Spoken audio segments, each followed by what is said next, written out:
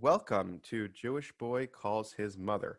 I'm your host, Saadia, and this is my mother, Ima. Hey, Ima. Hello. All right, so today's topic we'll be talking about the first time ever getting laid off of a job. I'll just explain just my story. It's nothing crazy. It was just that I work in the architectural industry, and it was a money issue that this company was hemorrhaging a lot of money, and they had to let me go. And the one thing I kind of took from it was I want to be so good at my job that they won't have to let me go. But I mean, it's life. You're going to be let go. Um, yeah, my I, my th- I think the day, quite honestly, the day when I was growing up in the 50s and 60s, the idea was you you graduated or you got your training and you worked at the same company for 35 years and then you retired. I think those days are gone forever. they are. Yeah, I see a lot of people uh, switching careers. I see a lot of people going from job to job. I mean, industries, especially now in the information age, technological age, new avenues are opening up all the time, and new avenues are always closing. So it's things are in constant flux. Well, everything goes faster now. Everything goes way faster because of the internet and because of, I guess, the the constant connection, constant flow of information. What is brand new and amazing yesterday is old news today, and that's not even an exaggeration of like day and day, but like it changes day by day by day. I'd be very curious to know what Joseph, my little brother, he's a financial analyst, would say when it comes to looking at the stock market, things like that, how quickly things change and how you've got to really be on the ball. There's no slow, take your time process. That just doesn't exist nowadays in the city. That's But true. So anyway, but so let's go on to we're talking about our job experiences with particular attention to being laid off of jobs.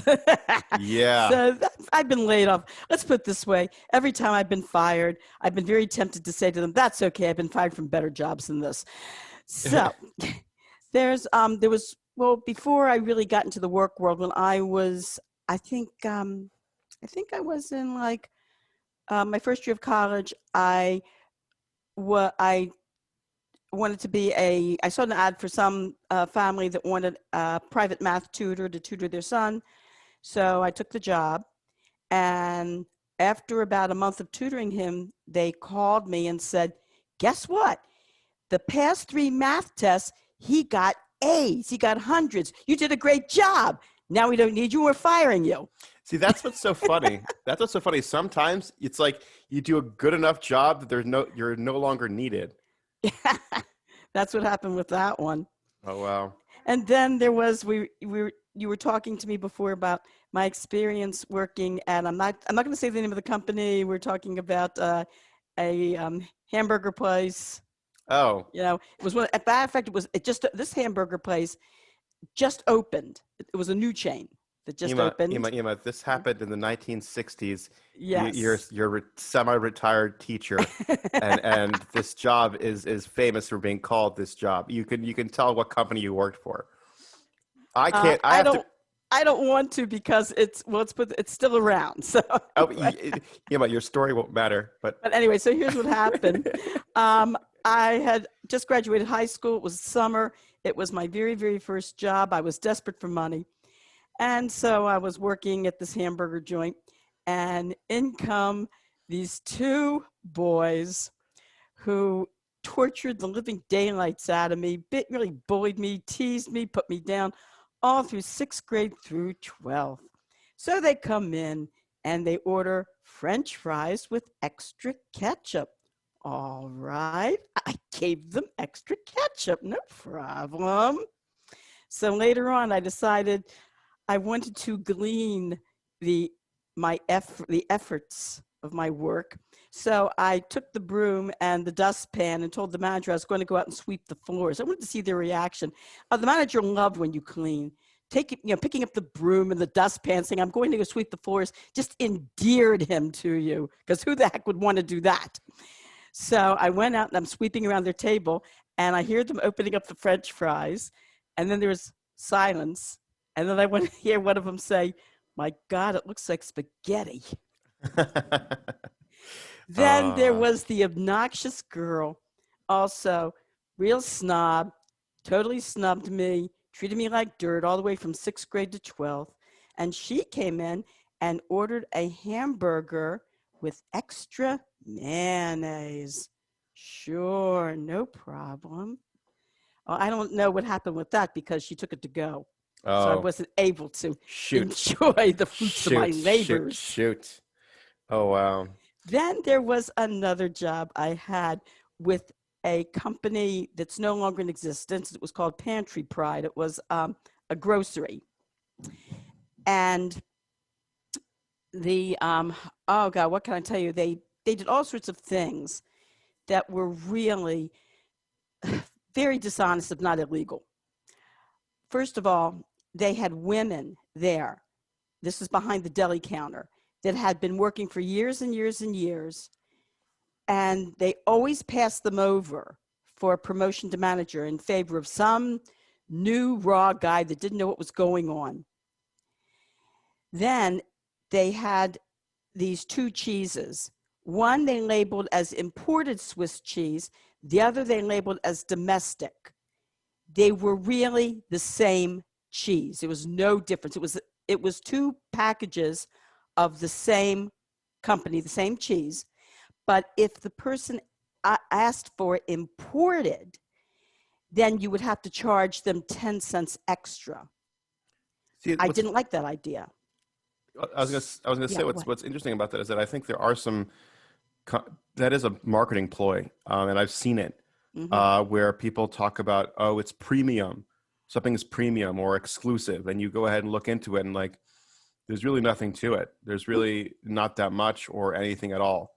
Yeah. And people just, and I think there was a marketing book that Joseph had, I read, and it was just about people willing to pay more just because if you pay more, it makes them feel more special. It's more of like an ego trip. It's the funniest thing, but it's a straight out ego trip. But Well, yeah, continue. I want some. I want to. No, you could talk. Okay, so I want something when you and what you said about that, about paying something extra for something that either looks better or has fancier writing. I saw something like that at a grocery store, and in fact, I was wondering if somebody was doing some sort of marketing research because I saw a display for mayonnaise, and half of the display said Kraft's Miracle Whip. And then the other half of the display had a plain label in black and white, and it said imitation mayonnaise. The imitation mayonnaise was, I don't know, was obviously less in price than the Miracle Whip. And I was watching people, I saw people coming over, looking at the imitation mayonnaise, making a face, and then grabbing the Miracle Whip. So I walked over and I picked up the imitation mayonnaise. I picked up the Miracle Whip, and of course I turned it around to see the ingredients. Exact same ingredients, no different. Even in quantity, exact same ingredients. Was it even in order, like the same order Yes. of, wow. Yes. That sounds like a Yes. marketing ploy, a Yeah. marketing research. Yeah. So anyway, so going back to Pantry Pride, so this customer came over and she ordered imported Swiss cheese.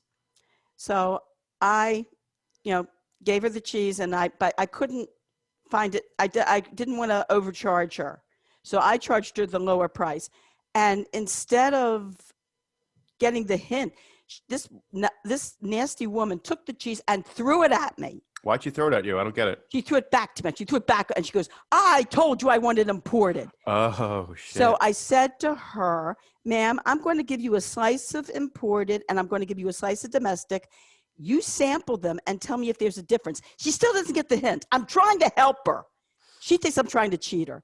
I gave her a slice. She ate the slice, and she insisted, yes, that there was definitely a difference in the imported.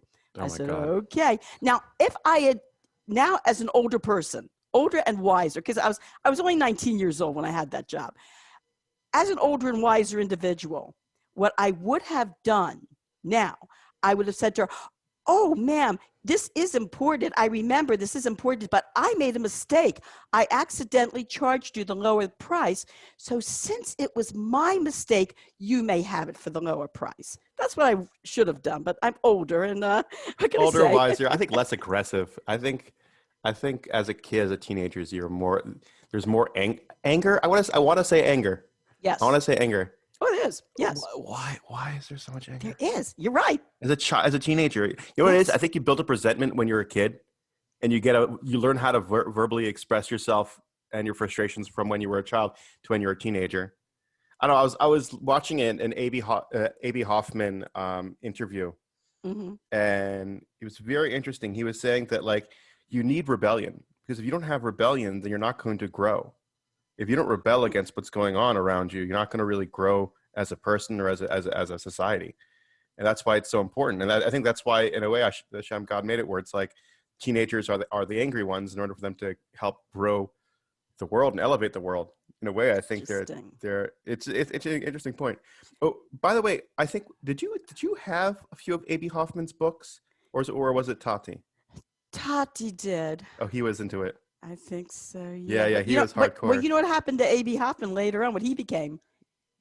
No, A.B. stockbroker or something like that. Yes, he worked. He wound up working on the Wall Street You as wore some it. sort of financier.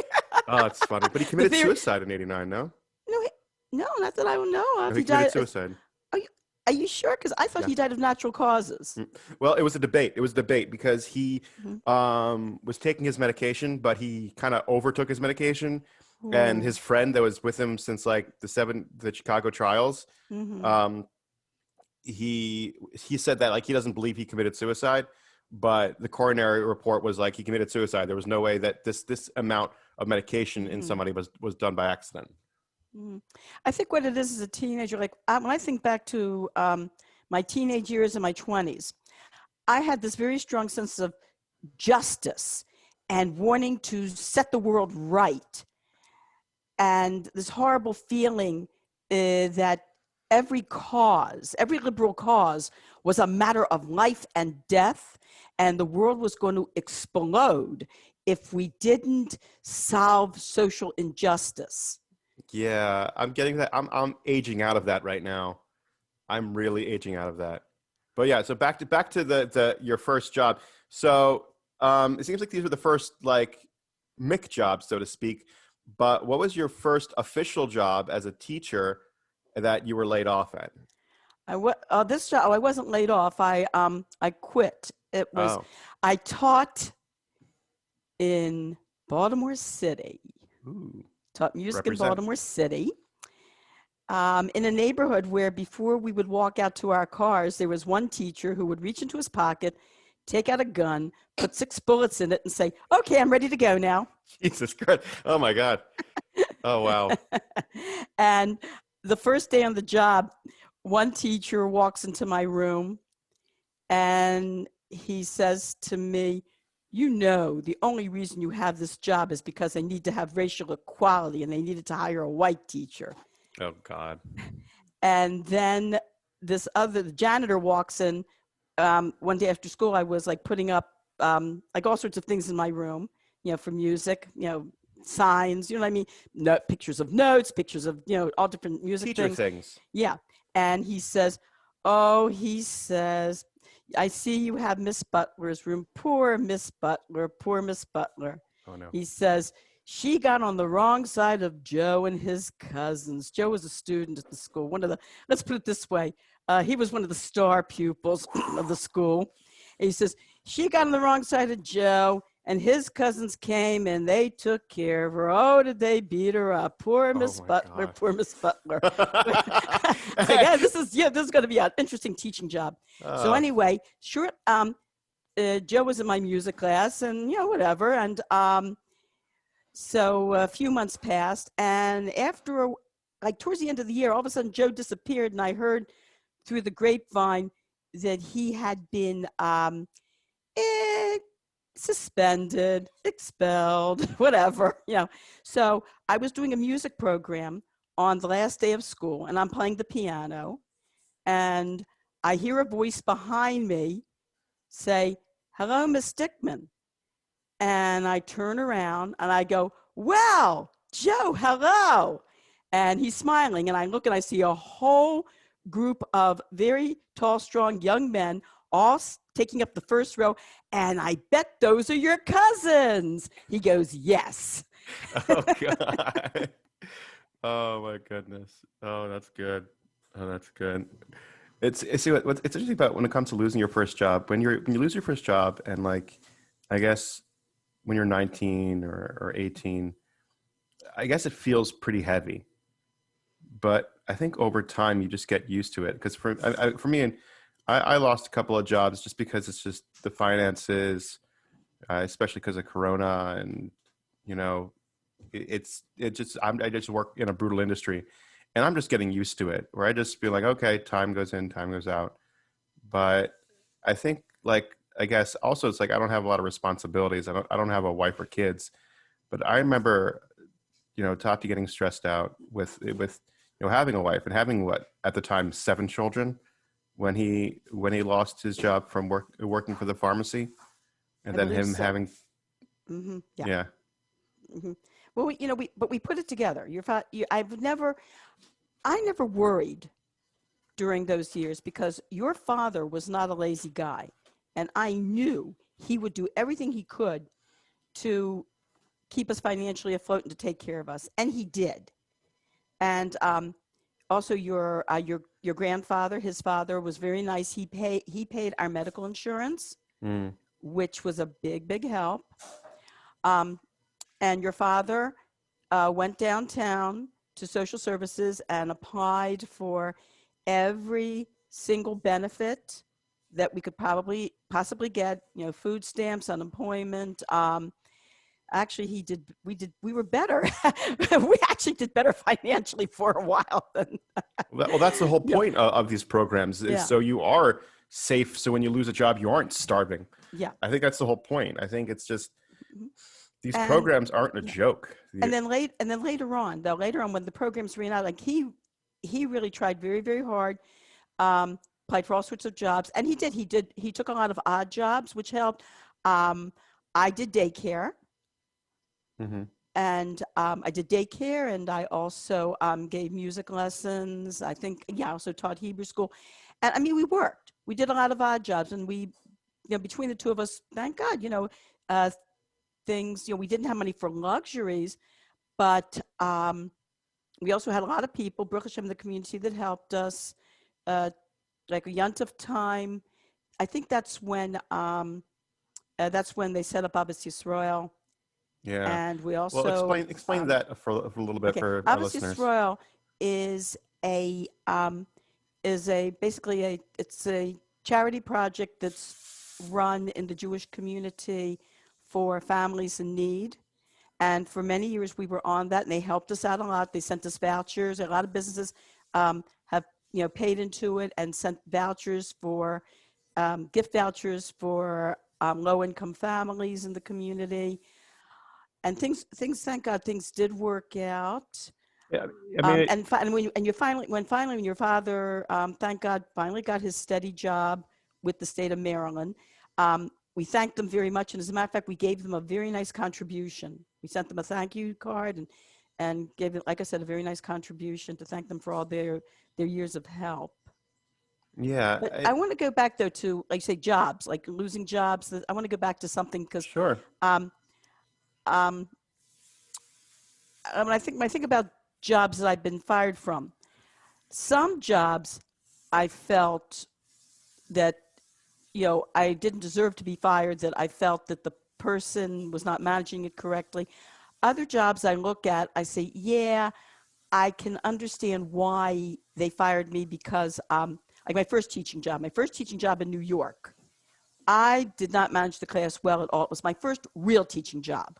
I mean, I taught music in Baltimore City, but that's different. That's like fun. That's like you come in, you play your music, the kids jump around and sing, or you teach musical concepts, and it's more of a fun area.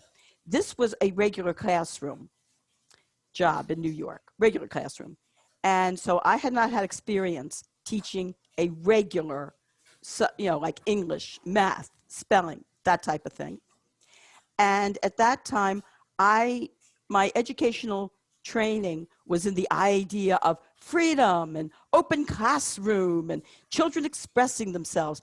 And hey, some aspects of that are good in their place, but it's not good if you're running a regular classroom. You really need structure. So don't let anybody, if anyone's listening to this who's in any type of teacher training, please don't let these famous so-called educators like Dewey, who was one of these big open space, freedom-loving educators, open-ended discussions and freedom of expression. Please don't let that influence you. Your kids need structure and they need enforcement. The positive reinforcement is good. Behavior mod charts work, and points and rewards work great, but they do need structure.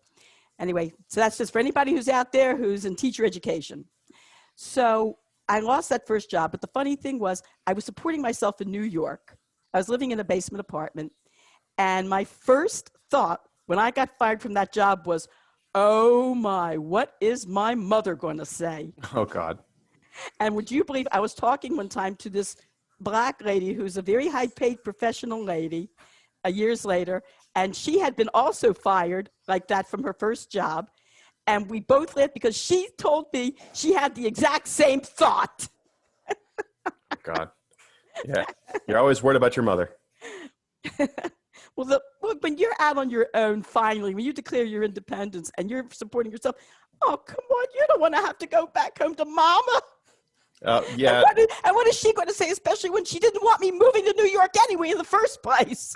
She's going to be like, I was right the whole time. I knew it. I knew it. I knew it. Like, thank you for rubbing it in. I just lost my job and trying to. What about? I mean, I'm trying to think because it's like we're coming close to the end of our podcast, but I really want to see if there's anything else to really discuss when it comes to losing a job. And maybe I can go into more of the psychology of it. That's where I find it interesting, where it's like once you lose it, there's a fear comes over you because you're like, what am I going to do? And I think the best thing, and this is something that from my experience and then from other people, and I try so hard to work on this is to just breathe, calm down, and tell yourself it's always going to be good in the end. Yes. It could be like, this is just a birthing pain. This could just be a stressful pain. But you know what? The pain goes away, and it's all going to be good in the end. And it's something that people have to understand and tell themselves, so they don't have such an extensive panic attack. And I think that's why it's so important to, I guess, keep the faith, so to speak, and kind of, relax and calm down and understand that it's going to be okay, that you're going to be taken care of. Don't worry about it. Especially because of now, like, people have lost their jobs. So many people, especially with COVID-19. Yeah. You just gave me an idea though for another podcast. Ooh. Okay. Like you talk about panic attacks. What happened to me in Israel, being stuck in a foreign country, not knowing where to go or what to do. I have been stuck in foreign countries stories as well. We'll do that. We'll save that for next time, guys. Yes. Until next time, thank you so much for listening, everyone. This is Jewish Boy Calls His Mother. And love you, honey. Have a good Shabbos. Have a good Shabbos. All right. Thanks. Take care, everyone. Bye-bye.